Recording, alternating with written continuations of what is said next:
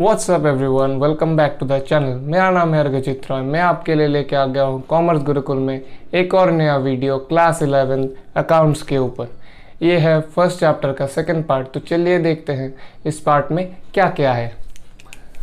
इस पार्ट में पहले हम लोग देखेंगे ऑब्जेक्टिव्स ऑफ अकाउंटिंग। पहला ऑब्जेक्टिव क्या है? To provide useful information to the interested users both external and internal in the form of reports, statements, etc. Interested users कैसे हो सकते हैं? एक्सटर्नल भी हो सकते हैं, इंटरनल भी हो सकते हैं। एक्सटर्नल इंटरेस्टेड यूजर्स कौन कौन है? कस्टमर्स, गवर्नमेंट एजेंसीज जैसे कि income tax, GST, banks, loan के लिए बैंक्स को भी चाहिए होता है इंफॉर्मेशन। इंटरनल कौन कौन है? स्टाफ हो सकता है, मैनेजमेंट हो सकता है। तो ये हो गया इंटरेस्टेड यूजर्स। इंटरेस्टेड यूजर्स को इंफॉर्मेशन प्रोवाइड करना अकाउंटिंग का एक मेन ऑब्जेक्टिव है। कैसे प्रोवाइड करता है information? In the form of reports, statements. Reports और स्टेटमेंट्स के फॉर्म में अकाउंटिंग इंफॉर्मेशन प्रोवाइड किया जाता है यूजर्स को। दूसरा ऑब्जेक्टिव क्या है? To maintain a systematic record of business transactions in the books of accounts. Accounts के जो बुक्स होते हैं जैसे कि जर्नल हो गया, लेजर हो गया, उन सब में बिजनेस ट्रांजैक्शंस जो होते हैं उनको सिस्टमेटिक तरीके से रिकॉर्ड करना एक अकाउंटिंग का ऑब्जेक्टिव है। तीसरा ऑब्जेक्टिव क्या है? To ascertain the profit earned और loss sustained by a business in an accounting period. Accounting period generally 1 साल का होता है, अप्रैल 1 से अगले ईयर के मार्च 31 तक। ये एक अकाउंटिंग पीरियड है। तो इस पीरियड में एक बिजनेस ऑर्गेनाइजेशन ने क्या प्रॉफिट किया, क्या लॉस किया, उसका एक हिसाब किताब करना अकाउंटिंग का इंफॉर्मेशन होता है।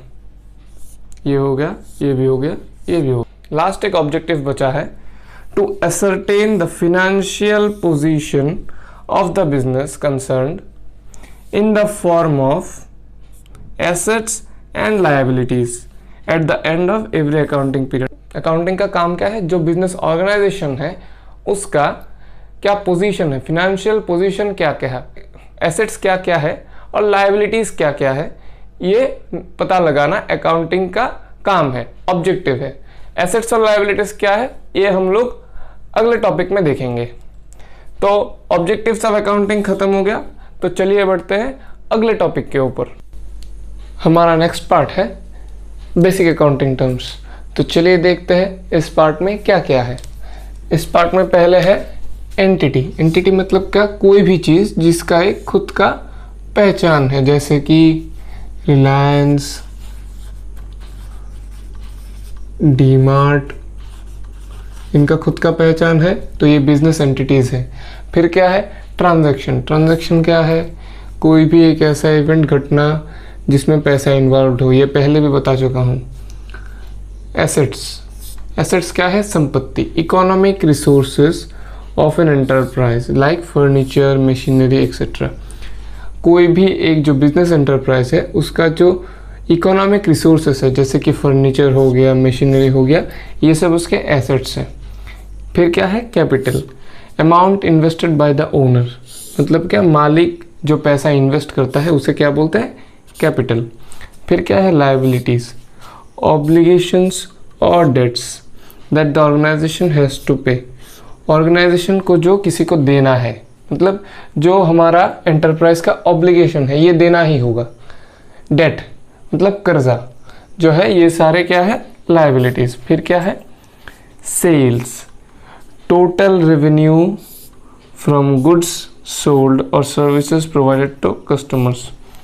कस्टमर्स को जो हम लोग गुड्स बेचते हैं या सर्विसेज प्रोवाइड करते हैं वो हमारे लिए सेल्स है।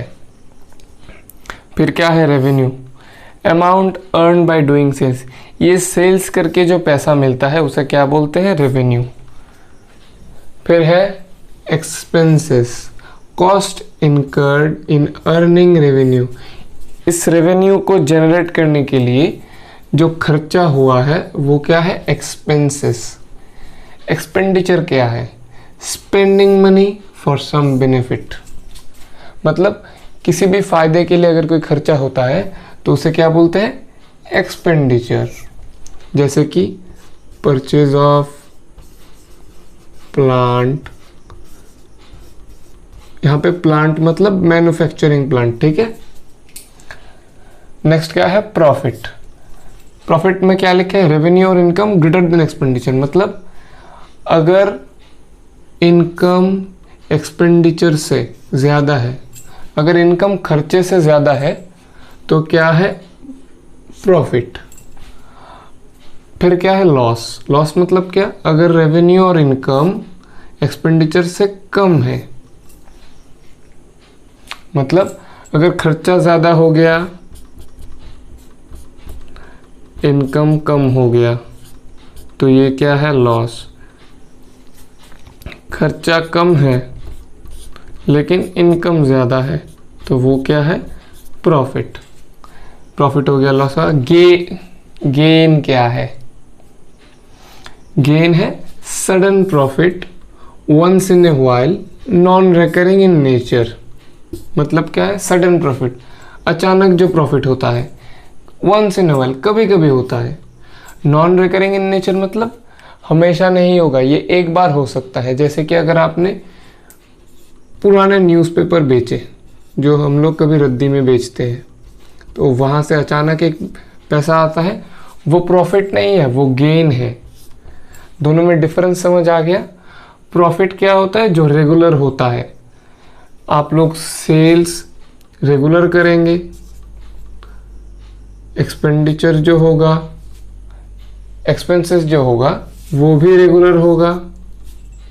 यहाँ पे देखिए रेवेन्यू कैसे आता है, सेल्स से आता है, तो सेल्स रेगुलर है, ठीक है, तो ये प्रॉफिट है।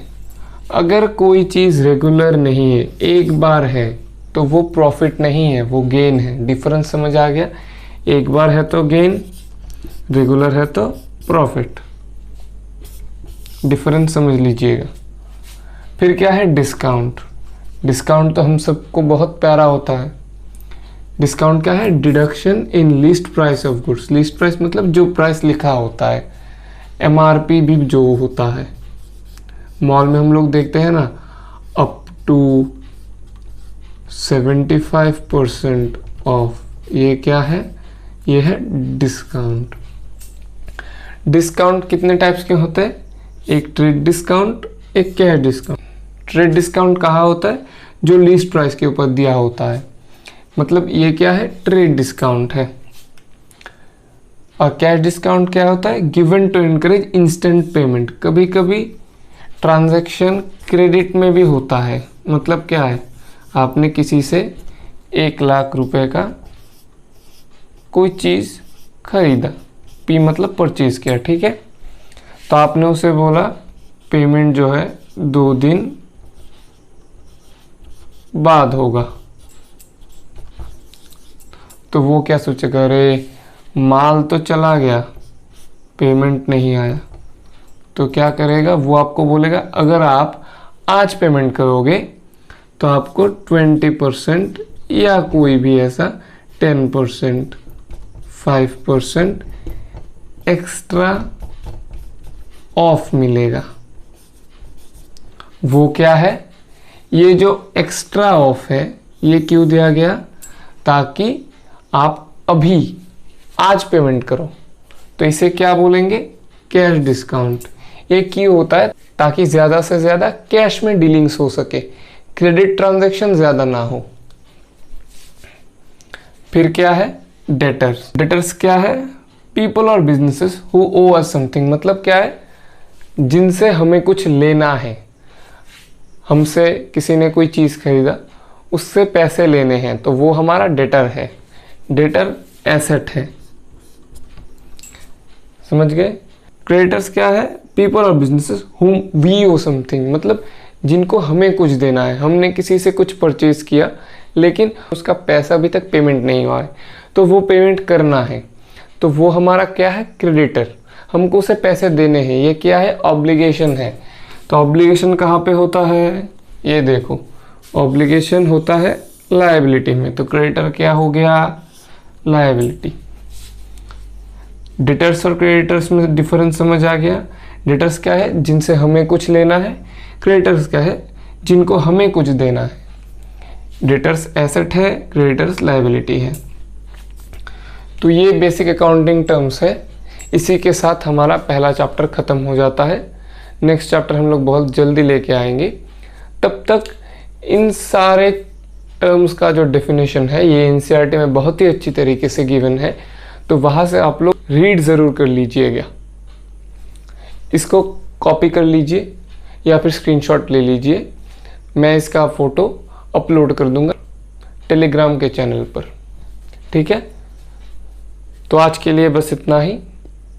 मिलते हैं ऐसे ही किसी अगले वीडियो में। तब तक के लिए थैंक यू।